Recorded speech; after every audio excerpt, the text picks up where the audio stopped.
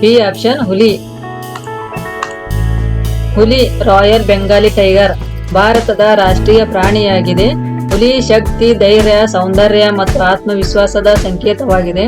ಭಾರತದಲ್ಲಿ ಜಗತ್ತಿನ ಅತಿ ಹೆಚ್ಚು ಕಾಡು ಹುಲಿಗಳು ಕಂಡು ಬರುತ್ತವೆ. 1997ರಲ್ಲಿ ಭಾರತ ಸರ್ಕಾರವು ಪ್ರಾಜೆಕ್ಟ್ ಟೈಗರ್ ಎಂಬ ಯೋಜನೆಯನ್ನು ಆರಂಭಿಸಿತು. ಇದರ ಉದ್ದೇಶ ದೇಶದಲ್ಲಿರುವ ಹುಲಿಗಳ ಸಂಖ್ಯೆ ಮತ್ತು ಅವುಗಳ ವಾಸಸ್ಥಳವನ್ನು ಸಂರಕ್ಷಿಸುವುದಾಗಿದೆ. 5ನೆಯ ಪ್ರಶ್ನೆ, ನೀರಿನ ರಾಸಾಯನಿಕ ಸೂತ್ರ ಯಾವುದು? B H2O. ನೀರಿನ ರಾಸಾಯನಿಕ ಸೂತ್ರ H2O ಆಗಿದೆ. ಇದರಲ್ಲಿ H ಹೈಡ್ರೋಜನ್, O ಆಕ್ಸಿಜನ್. ಒಂದು ನೀರಿನ ಅಣುವಿನಲ್ಲಿ 2 ಹೈಡ್ರೋಜನ್ ಪರಮಾಣುಗಳು ಮತ್ತು 1 ಆಮ್ಲಜನಕ ಪರಮಾಣು ಇರುತ್ತವೆ. ಆದ್ದರಿಂದ ಇದರ ರಾಸಾಯನಿಕ ಸೂತ್ರ H2O ಎಂದು ಬರೆಯಲಾಗುತ್ತದೆ.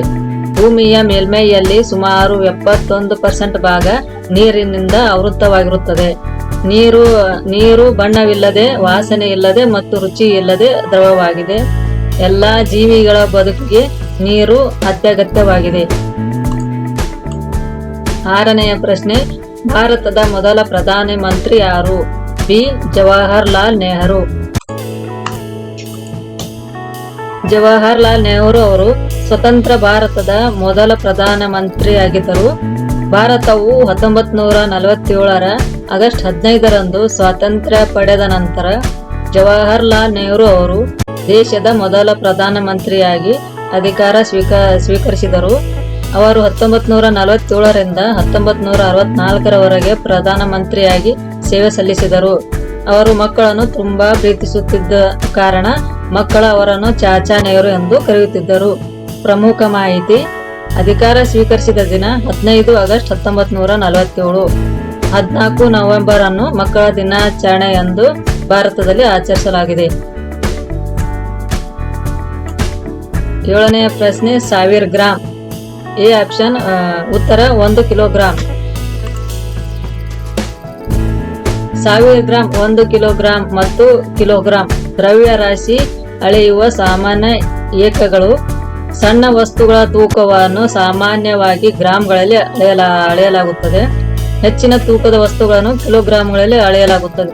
1 ಕಿಲೋಗ್ರಾಂ 1000 ಗ್ರಾಂ ಎಂಬುದು ಅಳತೆಯ ಮೂಲ ನಿಯಮವಾಗಿರುತ್ತದೆ. 8ನೆಯ ಪ್ರಶ್ನೆ, ಭಾರತದ ರಾಷ್ಟ್ರೀಯ ಹೂವು ಯಾವುದು? ಬಿ ಕಮಲ. ಕಮಲ ಭಾರತದ ರಾಷ್ಟ್ರೀಯ ಹೂವು ಆಗಿದೆ. ಕಮಲವು ಪವಿತ್ರತೆ, ಸೌಂದರ್ಯ, ಶಾಂತಿ ಮತ್ತು ಪರಿಶುದ್ಧತೆಯ ಸಂಕೇತವಾಗಿರುತ್ತದೆ. ಇದು ಕೆಸರಿನಲ್ಲಿ ಬೆಳೆಯುತ್ತಿದ್ದರೂ ತನ್ನ ಸ್ವಚ್ಛತೆ ಮತ್ತು ಸೌಂದರ್ಯವನ್ನು ಕಾಪಾಡಿಕೊಳ್ಳುತ್ತದೆ. ಆದ್ದರಿಂದ ಕಮಲವನ್ನು ಉತ್ತಮ ಗುಣಗಳ ಪ್ರತೀಕವಾಗಿ ಪರಿಗಣಿಸಲಾಗುತ್ತದೆ. ಭಾರತೀಯ ಸಂಸ್ಕೃತಿ, ಸಾಹಿತ್ಯ, ಕಲೆ ಮತ್ತು ಧಾರ್ಮಿಕ ಪರಂಪರೆಯಲ್ಲಿ ಕಮಲಕ್ಕೆ ವಿಶೇಷ ಸ್ಥಾನವಿದೆ. 9ನೆಯ ಪ್ರಶ್ನೆ, ಭೂಮಿಯ ಏಕೈಕ ನೈಸರ್ಗಿಕ ಉಪಗ್ರಹ ಯಾವುದು? ಸಿ ಚಂದ್ರ. ಚಂದ್ರ ಭೂಮಿಯ ಏಕೈಕ ನೈಸರ್ಗಿಕ ಉಪಗ್ರಹ. ಚಂದ್ರನು ಭೂಮಿಯ ಸುತ್ತ ನಿರಂತರವಾಗಿ ಸುತ್ತುತ್ತಾನೆ. ರಾತ್ರಿಯ ವೇಳೆಯಲ್ಲಿ ಚಂದ್ರನು ಹೊಳೆಯುವಂತೆ ಕಾಣುತ್ತದೆ, ಆದರೆ ಚಂದ್ರನಿಗೆ ತನ್ನದೇ ಆದ ಬೆಳಕು ಇಲ್ಲ. ಸೂರ್ಯನ ಬೆಳಕು ಚಂದ್ರನ ಮೇಲೆ ಪ್ರತಿಫಲಿಸುವುದರಿಂದ ಅದು ಹೊಳೆಯುವಂತೆ ಕಾಣಿರುತ್ತದೆ.